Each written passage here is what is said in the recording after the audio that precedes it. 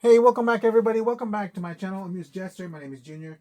Today we're going to go ahead and review the Hasbro Star Wars Vintage Collection Bantha and the Tusken Raider. Um, let's do this really quickly. Here's the front of the box. Oh, this is not going to fit at all because this box is humongous. There he is. And there they are. And let me just go ahead and take it out of the box because this thing is just way too big and I don't want to adjust my camera. Before I continue with the unboxing, I wanted to show off the card back for the Tusken Raider. Pretty cool. Alright, let me go ahead and unbox this guy too. Alright, so here they are out of packaging. We'll start off with the rifle of the Tusken Raider. Bent all around with one dash of paint over here. So just kind of fix this malleable plastic around so it looks decent. And here's the Tusken Raider himself. Really good. I have a bunch of Tusken Raiders in my collection. Not a bunch, maybe at least 6 or so. I'm not a big fan of this particular species or characters because of how they're introduced in the Star Wars universe. But I also didn't become a fan when Book of Boba Fett started to enlarge the story of this one, but I just didn't like that of where it was going. I do think of them as looters, raiders, out of necessity, that's their way of life.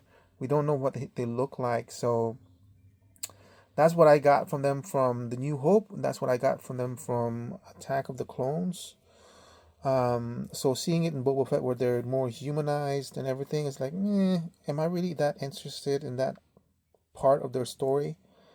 I don't know, but so I'm not really that keen on getting this set. In fact, I was almost hesitant to get it, mostly because of the price. $80 for these two is, I guess I'm at that point where I'm thinking, it's like, is this something that I wanted to get? Look at that Bantha. It's like, I don't have a Bantha. I have a bunch of Tuskens, and I'm like, am I willing to pay $80 for something like this? I'm not a big fan of this one. There's times when for something like this, I would be happier if I paid half of it for $40. $40 for this two, maybe $8 or $10 for this one, $30 for the Bantha. That I feel is a more fair pricing, or something I would be much more happier when it comes to that. In the end, I went ahead and purchased this because I don't have a Bantha in my collection at all. Look at that. It's actually seems to be some sort of clothing fabric that they slip on to the Bantha itself. So it's not like I don't think it's glued onto the plastic. I think it's glued onto a fabric, these hair, and then slipped onto the figure. I'm not sure. But what was I saying? The thing of it is, when it comes to Star Wars, I'm more interested in the ships and the armor troopers and some of its indigenous people. The Mandalorians, I'm interested in that one. The troopers, the Wookiees. Actually, I'm more interested in the Jawas than I am with the Tusken Raiders, which is kind of interesting. So I'm more towards that and the ships rather than the animals in Star Wars. That's why it took me a long time to purchase the what do you call that? The monster in Jabba's pit, Rancor.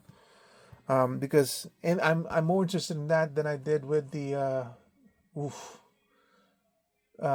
one in Empire Strikes Back, the one that Luke or the Han Solo said it stinks more on the inside than the outside. Anyway, see, I can't even remember their names. You know what I mean? Unless there's particular species like the Hutts, then I'm not that interested in it. So with that in mind, I went ahead and said, like, you know what, $80. I don't have any in my collection. I'll buy it just this once and I'll spend the money. and that's basically it. I would never buy multiples of this. I would value this at 10. I got exactly what I paid for. I now have a representation of Bantha and a Tusken Raider. Look, the articulation only goes forward and back. There's no sideways. This one goes like that. And this one at least goes up and down. Thank goodness. You don't really see much. Look, and like this, in terms of articulation, this is beat by the G.I. Joe classifieds when it comes to the foot.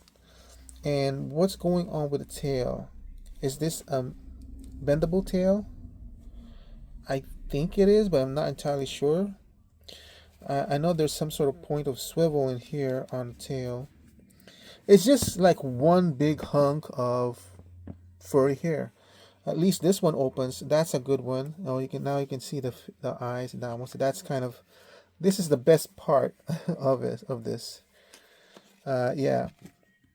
And yeah, I have a bunch of Tusken Raiders. I even have, why is this not standing? I even have a figure of a mother and child Tusken Raider. I'm supposing I got that from a lot, so I'm assuming I got that from Attack of the Clones. That's when they produced it. But why does it have any reins? There's nothing for this guy to hold on to. Yeah, it's kind of weird. Yeah, so, and why does it keep tipping over? Oh, that makes more sense. I don't have the feet stable.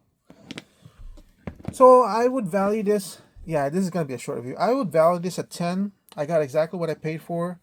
I almost would want to value it at 9 because it's really high. Why is this so high? Maybe because of all the hair.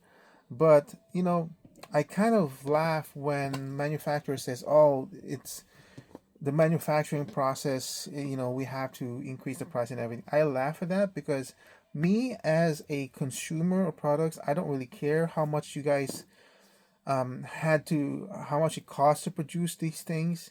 That's not part of my rationalization when it comes to valuing things. When it comes to engineering, how you're able to do things, the articulation, then I'm kind of interested in. But the cost of manufacturing is like, oh man, it costs a lot to put all these hair in and everything, much more difficult. I don't give you guys a value for going that far ahead. I don't, you know, that's not part of my evaluation process. This is basically like, I don't see a difference enough from when this was first initially released by Kenner, or wait, yeah, in the 1980s to now. Even the paint on this one, there's what paint, you know, I don't see any difference enough to justify an $80 figure. So you know what, I changed my mind. Value at 9. This is the best part, is the opening articulated mouth. That's basically it. But yeah, I mean, if you like that one, but honestly, no, I'll put it this way: if I want more of these guys, I will go on eBay to get the secondhand versions of the older style. Like when you have this in my in the collection, this takes a lot of space, and if I have this in my collection, the old will blend in with the new. And for the old one, I would only pay $30. Below 30 actually. There's really no reason for me to buy this. It's not that part of the Star Wars universe that I'm interested in and everything. So that's it. Was that disappointing? I'm sorry.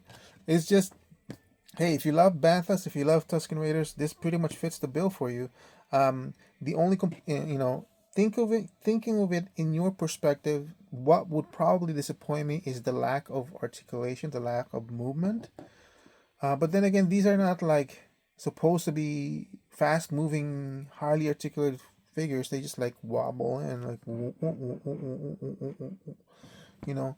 So I guess it does the job, but does it do the job at $80? I just don't think so. Anyway, that's it for my review of the Bantha and Tusken Raider from Hasbro. Thank you for watching. I hope to see you guys on my next review. Bye.